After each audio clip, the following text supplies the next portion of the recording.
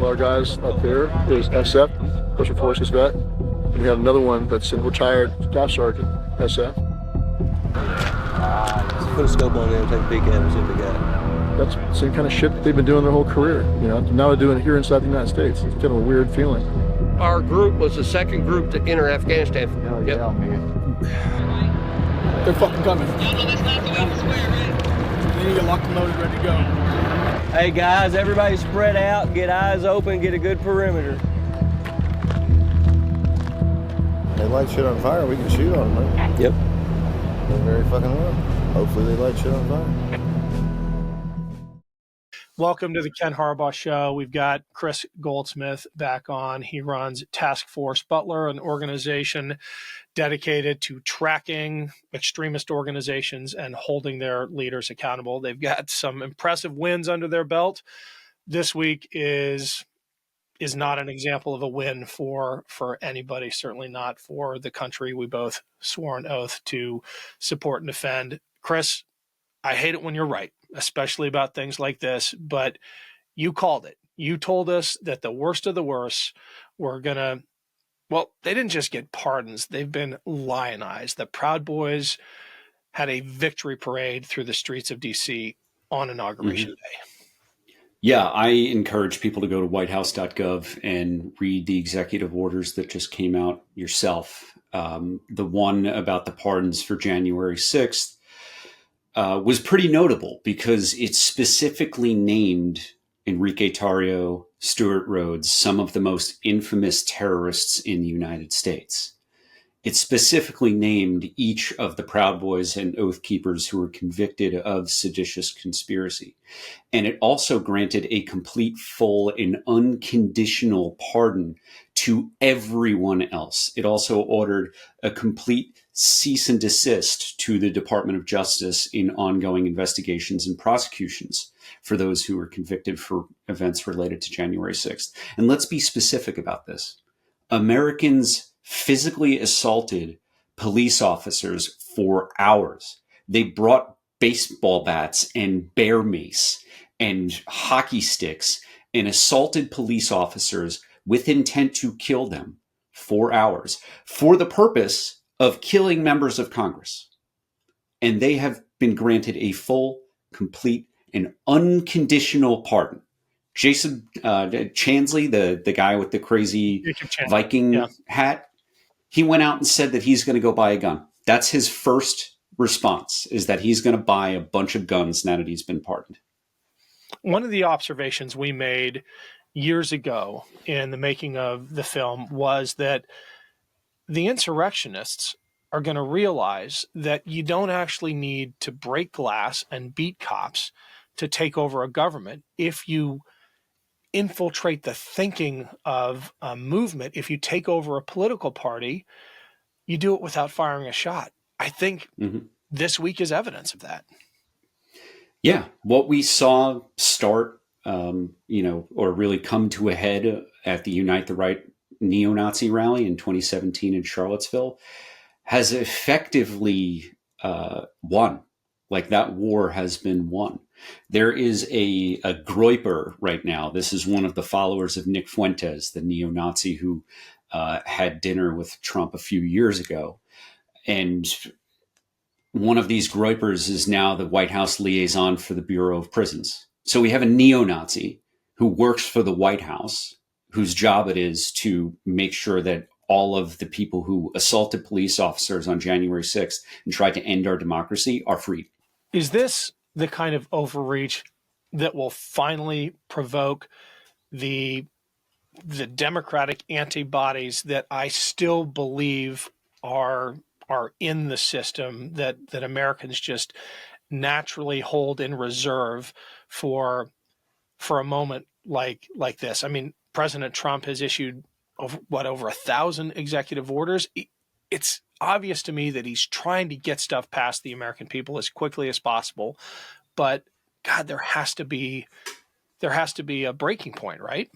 Well, Steve Bannon said it best years ago, that his objective and Trump's objective is to flood the zone with shit. Yeah. If they flood the zone with propaganda, they're not trying to change minds. They're trying to monopolize our attention and energy to keep us from being effective. That's why on Substack yesterday, I posted an article about how people can take local responses to what's going on all the way up at the White House, right? All politics is local. And what I'm encouraging people to do is start local book clubs at bookstores and libraries. Your librarians, your local librarians are dying to have more people use that public service. And that is a physical location where you can go and meet with like-minded people. You can not only just educate yourself, but every opportunity where people are meeting like this, say your group grows to 10 people, a leader is going to arise out of that. Anytime that you take a group of people, someone's going to be the one who says, okay, I'm going to be the one who's, deciding what the next book is, or how many chapters we're reading, or what the venue is, right? And that level of leadership, that little first step of leadership, puts somebody on the track to running for office. And it might not feel like that at the time, but think about your class president from high school. They're probably in some leadership position now, right? Because those little steps, those baby steps towards leadership, create this pipeline. So the alt-right, the far right, has had billionaires funding their leadership pipeline, and it has helped get Supreme Court justices elected. It helped to, help Donald Trump whitewash his reputation for half of the country, 60% of the country who voted for him or didn't care enough to vote. We need to start doing this local organizing, and people can read about it at my new Substack. Look for Kris Goldsmith on Offense. We'll put a link in the show notes for sure. I've been doing a lot of thinking about your observation regarding philanthropy on the right. I should put philanthropy in air quotes versus philanthropy on the left. It is a totally different approach when you look at the leaders that have emerged on the right and how much coaching and grooming they received over the past decades. I mean, we've got case after case of this in Ohio, J.D. Vance being the prime example of someone who was identified very early on as someone with potential to lead this new right-wing wave, and was very successfully invested in by Peter Thiel and others. We don't have the same thing on the left, and I'm not sure it's as much a strategic difference as it is a difference in our constitutional lower C makeup. The right is investing because they know they're going to get a return, and a massive return in terms of tax cuts and things like that. The incentive on the left has to be different because, frankly, if leaders like you and me or people we believe in and care about make it into power, they're not going to deliver massive returns to their donors like the leaders on the right do. So it has to be something besides that financial ROI. Well, let's be very specific. So I got out of the Army and got involved in activism for the first time around 2007. Back then, Pete Hegseth was like almost roughly my peer. He was an officer. I was enlisted, but he was this rabidly pro-war guy running Vets for Freedom, which became Concerned Veterans for America. I was involved in Iraq Veterans Against the War, and then kind of went to the anti-war stuff and more veteran advocacy. All of the people in the real veteran advocacy are still working for nonprofits and scraping pennies together. I am one of them. Yeah. Right. Pete Hegseth had the Koch brothers invest in him in a way that made him not have to think about paying the bills, not have to go out and beg for money. Right. My job is to hunt neo-Nazis. That's what I created Task Force Butler for. But as a CEO of a struggling baby nonprofit, I spend most of my time begging oligarchs for money, right? Because that's just the way it works on the left. And we need to either end that, or people like me need to figure out a new way. Because, frankly, after doing this for 15, 16, 17 years, it's been exhausting. And to continue doing it for the rest of my life without, the support from the oligarchs that would put me on an even plane with somebody like Pete Hegseth, who we had similar origins. Like, I can't keep up. I can't keep up with the now Secretary of Defense. Hey everyone, it's Ken. As much as I love and appreciate all of you and how much you care about politics and the future of this country, I understand that sometimes you just need a break. We all do. Well, I could not be more excited to partner with Forward Retreats to tell you about an upcoming writing retreat for anyone who wants to dive deep into the stories that make us who we are. And trust me, you will come back enriched and fulfilled and ready. So join two fantastic award-winning writing coaches, Anne-Marie Kelly and Phyllis Biffle-Elmore, in France this fall. We all have stories in our pockets about love and loss, heartache and grief. Let Phyllis and Anne-Marie help you put your stories on the page. Come together with a community of other writers and aspiring writers to search for answers and dismantle the roadblocks that stand in your way. What is the heart of your story? Why are you the only one who can tell it? You'll begin each morning writing in the seaside village of Arcachon, southwest of Bordeaux.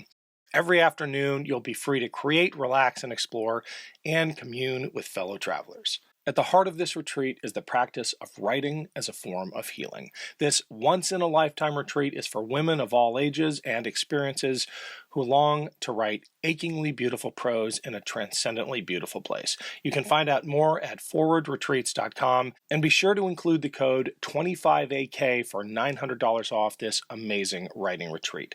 That's code 25AK for $900 off. If you've ever longed to put your story on paper and just needed the right excuse and the right coaches, join this amazing team in Seaside, France this summer. Click the link in the show notes to learn more. Thanks. Well, the pitch I would make, and I know it's idealistic and possibly even naive, but there has to be some value in a return that isn't just financial, in a return that strengthens democracy or delivers to your kids and grandkids a country that respects the rule of law. I don't know how we can make that case. It hasn't been working, because the other argument, which is so easily made on the right, invest in me, and when I make it into power, you're going to see your portfolio double or triple. How much more? You might not know the number off the top of my head, but I think I have a rough guess. How much more is Elon Musk worth today than he was the day before the election? It's hundreds of billions of dollars. Yeah. It's more money than, most of the United States put together paying taxes would ever see. Like, he has amassed more wealth than entire states' GDPs. That is very significant. And I think the best way that I've seen this done to kind of think about how much wealth he has amassed is, I wish I knew the creator's name. There's this guy on TikTok who uses a grain of rice to represent a certain amount of money. And he shows you the piles that people like Mark Zuckerberg and Elon Musk and Jeff Bezos and Donald Trump have amassed. And when you see the visualization, because human beings, we are not good once numbers go past 1,000. We really have no idea what that looks like. It's hard for us to comprehend. But when you see a massive pile of rice the size of the queen bed that I'm standing next to, you get to understand, like, oh, this actually shouldn't be a thing. There's no human being on the planet who creates this much value. And that's what it is, right?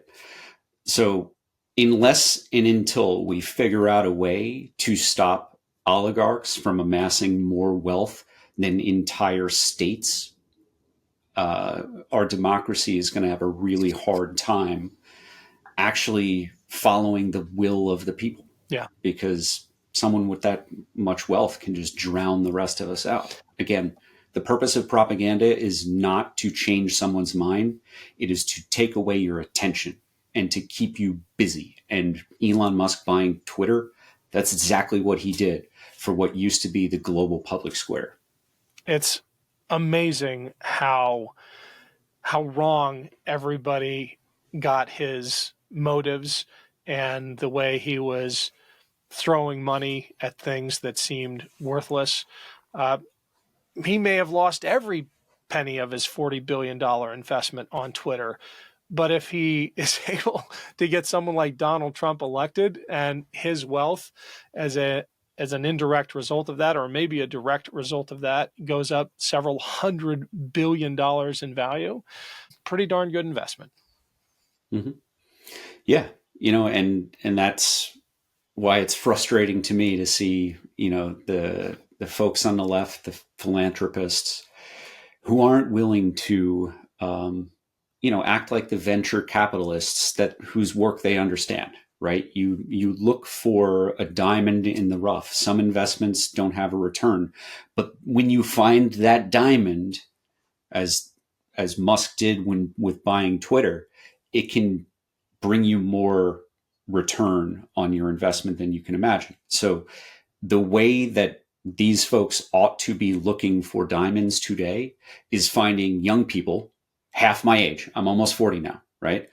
Half my age, find young people who have a good head on their shoulders, who show empathy, who show a strong moral code. Invest in them. Not every one of them is going to turn out to be, the greatest person in the world.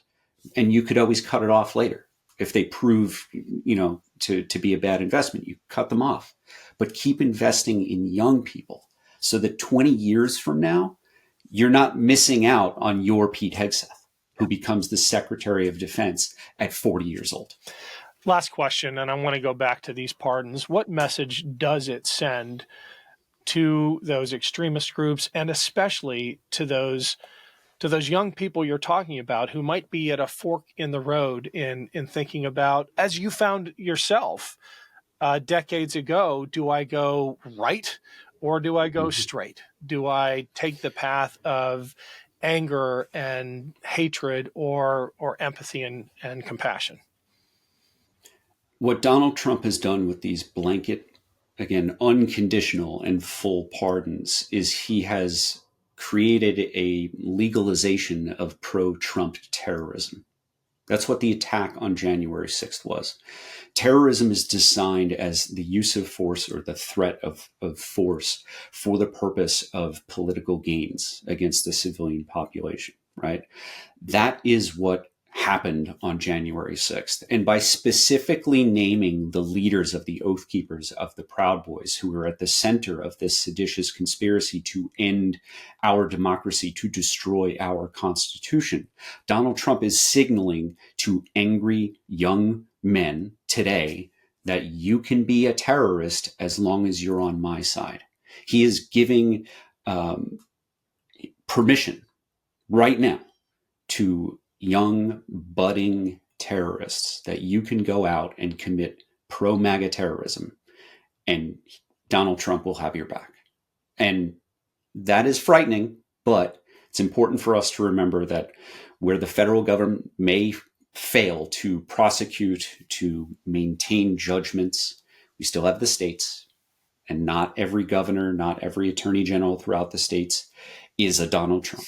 And we will continue working through state systems of criminal justice to ensure that these folks, and civil lawsuits, to make sure that these folks are ultimately held responsible for the damage that they've done to individuals and to our Constitution. Oh, which is exactly, you're not offering that as a hypothetical. That's what Task Force Butler does. I don't often invoke the, air quotes again, wisdom of the founders, but maybe federalism is going to save us over the next 4 years. Thank goodness we have some strong blue state governors. We actually have an impressive Democratic bench. If we can give some of the younger voices the chance to lead, I'm gonna end on that hopeful note, because I try to every episode.